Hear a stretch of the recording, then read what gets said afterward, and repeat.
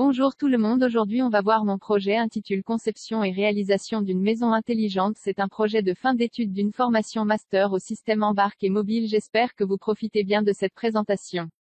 Premièrement, on va commencer notre présentation par une introduction suivie du contexte général du projet, puis études fonctionnelles matérielles et logicielles, études conceptuelles, démonstration et enfin la conclusion et les perspectives.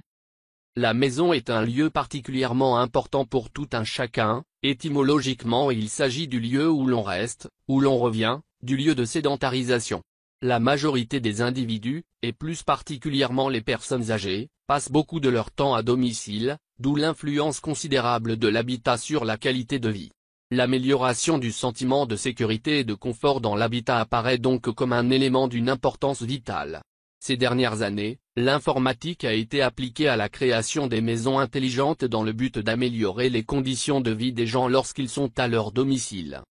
À l'apparition du réseau informatique et l'Internet, son concept était lié aux ordinateurs connectés seulement. Après, les téléphones portables se sont développés et sont devenus connectés eux aussi à l'Internet, et ainsi les tablettes. Cependant actuellement, le concept des réseaux et d'Internet a été évasé pour englober toutes les choses et occuper tous les domaines. L'Internet des objets intègre les objets du quotidien dans un réseau qui assure l'échange de données entre les éléments qui le composent. La communication et la coordination entre les appareils fournit une plus grande commodité pour les utilisateurs. L'amélioration des services publics comme le transport et les parkings, augmenter la sécurité humaine, la surveillance et maintenance des lieux privés et publics, réduire le temps perdu et économiser l'énergie consommée, etc.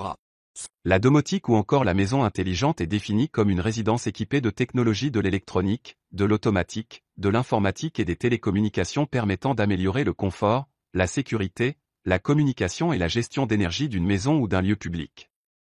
La domotique repose sur trois principes, la liaison entre les appareils, la communication entre l'utilisateur et les appareils et l'automatisation. Au Maroc, elle est peu présente, bien qu'il y ait des tentatives pour suivre l'évolution de la domotique. Les obstacles que rencontre le développement de la domotique au Maroc sont dus à plusieurs raisons, parmi lesquelles la faible demande, donc c'est une question de priorité de la part des citoyens. L'environnement est peu propice pour accueillir tous les aspects de la domotique. Rareté des entrepreneurs et des investisseurs capables de mettre en œuvre de tels projets. Rareté de compétences travaillant dans le domaine des technologies modernes et intelligentes. Pour donner une valeur et une importance à la domotique au Maroc, il faut un média scientifique distingué, pour suivre le rythme d'évolution technologique moderne, et afin de développer la conscience scientifique, et donner à ses citoyens les compétences techniques de gestion de ces technologies. D'après un article intitulé « World Population Prospect 2017 », qu'en 2017, environ 962 millions de personnes sont âgées de 60 ans et plus, ce qui représente 13% de la population mondiale. Ce taux augmente d'environ 3% par an et d'ici à 2050 sont dans le besoin des applications de maisons intelligentes que les maisons simples ne peuvent offrir. Le manque de sécurité, les difficultés de contrôler tout besoin de la maison en même temps. Personnes âgées et Covid-19. La pandémie de Covid-19 a un impact considérable sur la population mondiale. Bien que tous les groupes d'âge soient exposés au risque de contracter le virus, ce sont les personnes âgées qui semblent les plus menacées et rencontrent les plus grandes difficultés, en raison des changements physiologiques liés au vieillissement et d'éventuelles affections préexistantes. Un de nos principaux objectifs pour ce projet est de réaliser un prototype d'une maison intelligente bien sécurisée et facile à commander à tout moment et de n'importe où. Le contrôle sera distant par page web ou application Android en garantissant une réponse rapide aux besoins des utilisateurs. L'objectif de notre travail est d'établir les fonctions de la domotique suivantes, gestion d'éclairage assurée par l'intermédiaire du capteur PIR et de la photorésistance. Gestion d'ouverture-fermeture de garage. Gestion d'ouverture sécurisée de la porte principale assurée à l'aide de servomoteurs. Acquisition de la température et l'humidité par un capteur de température. Détection d'intrusion. Détection d'incendie utilisant le détecteur de flammes. Détection de présence à la porte par un détecteur d'obstacles ultrasonique. La surveillance par une caméra PI. La commande vocale des lampes et de ventilateurs via Google Assistant. La commande des organes du système domotique sera accomplie via l'application Android Smart Home SEM, en utilisant le protocole Bluetooth. La plateforme Arduino se présente sur plusieurs séries à savoir, Arduino Uno, Arduino Nano, Arduino LilyPad, Arduino Duo et Arduino Mega 2560 qui sera le cœur de notre système domotique. L'ESP8266 est un microcontrôleur permettant de se connecter en Wi-Fi. Ce composant embarque un module Wi-Fi, de la mémoire, une liaison série et gère des ports GPIO. Tout cela en quantité différente en fonction de la version. Un servomoteur contient un moteur à courant continu associé à une série d'engrenages qui va lui permettre de gagner une puissance. Relais. Capteur humidité et température des HT11, détecteur de mouvement PIR, capteur de la lumière, la photorésistance, écran LCD, module Bluetooth HC06, module RFID, clavier matriciel, moteur pas à pas, etc. Le relais est un composant électromécanique, il joue le rôle d'un interrupteur, mais la commande de ce genre d'interrupteur n'est pas manuelle, la commande se fait par l'application d'un effort approprié sur le relais, cet effort soit 5 volts ou 9 volts, soit 12 volts ou 220 volts. Les différents types de connexions utilisent, chaque 20 secondes le module Wi-Fi Node MCU fait la mise à jour des valeurs affichées au dashboard par des nouveaux données venant d'Arduino Mega, grâce à la bibliothèque Arduino JON qui fait la transmission des données sous la forme de JON. La manière la plus simple de communiquer avec une carte Arduino est d'utiliser le moniteur série. La communication série peut aussi servir à échanger des données avec d'autres appareils, Arduino, Raspberry ou autres. Il est possible de transformer cette communication filaire en une communication sans fil avec les modules Bluetooth HC06 et HC05.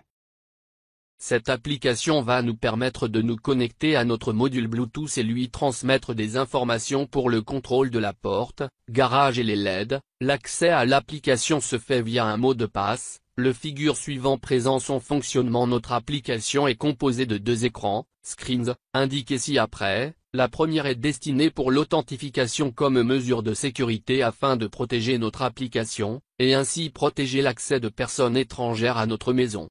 La deuxième représente une interface de commande pour faciliter l'accès aux différentes composantes de système.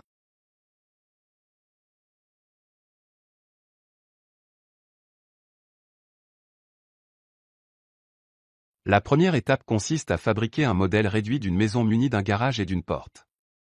Nous avons choisi de commencer par une maison en matière de carton pour faciliter le fait de modification au modèle. Vers la fin de l'installation de toutes les composantes et les circuits créés, on a fabriqué notre maquette en bois à l'aide d'un menuisier.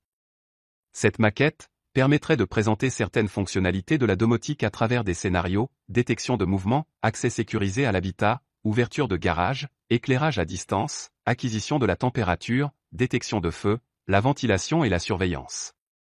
Ces scénarios seront automatisés via des cartes électroniques, Raspberry, Node MCU, Arduino, exécutant des programmes informatiques. Le schéma suivant présente le système basé sur le protocole MQTT et Adafruit Broker. Ce système nous a permis de commander, allumer et éteindre des lampes et un ventilateur, et visualiser les différentes mesures, température, humidité, mouvement, sound, sur le dashboard. Fonction de surveillance utilisant le matériel suivant, Raspberry Pi 2B, caméra Pi, microSD 32 Go, adaptateur Wi-Fi. La carte Raspberry Pi exécutant OpenCV pour la détection d'objets et la caméra envoie un email contenant une photo de tout objet détecté. On peut voir un flux en direct en visitant l'adresse IP de Raspberry dans un navigateur sur le même réseau. Pour afficher le flux en direct sur un réseau différent de celui de Raspberry Pi, on a utilisé Ngrok pour exposer un tunnel local, puis visiter l'un des liens générés dans un navigateur. Pour une bonne saisie du programme de l'application, nous avons partagé le travail. Chaque fonction du système domotique va être développée par un organigramme qui décrira l'algorithme de son fonctionnement. On va voir 3 exemples. Organigramme décrit le fonctionnement de système détection de mouvement. Ce système a 2 rôles différents, permet d'allumer automatiquement la lumière en cas de présence dans une pièce si la luminosité est faible. Il permet aussi d'éteindre celle-ci en l'absence de mouvement. Utilisant le clavier, on peut activer et désactiver l'alarme. Lorsque l'alarme est active, la détection de mouvement démarre des signes de danger.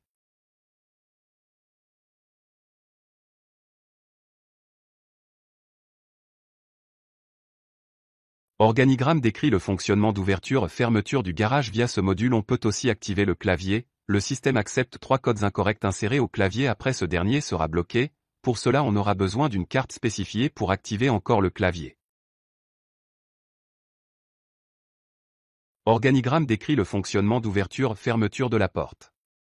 On commence par la lecture du caractère saisi par clavier. On a 2 cas, clavier bloqué ou non. S'il est bloqué à cause de répétition du code incorrect, le module LCD affiche clavier bloqué. Sinon lire le code saisi au clavier. Pour les codes il y a 3 types, soit d'activation ou désactivation d'alarme et un code pour ouverture de la porte. Chaque code se compose de 5 caractères saisis par clavier. Si l'utilisateur saisit le code correct d'ouverture de la porte, il a la possibilité de la fermer en cliquant sur la touche B après l'ouverture. Vous trouverez la démonstration dans d'autres vidéos.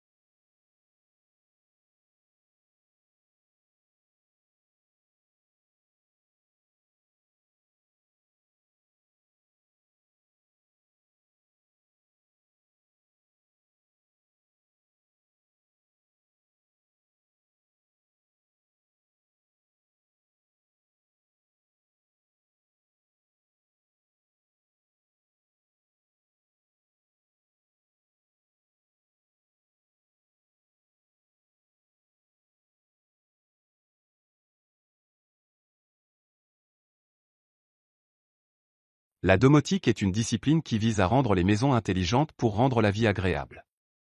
Avec l'évolution d'autres disciplines comme les réseaux mobiles et l'Internet des objets, IoT, les maisons intelligentes vont devenir plus intelligentes et communicantes. Dans le présent travail, nous avons développé un prototype opérationnel. Dans les perspectives de ce travail, on vise à développer une maison à échelle plus grande avec d'autres fonctionnalités.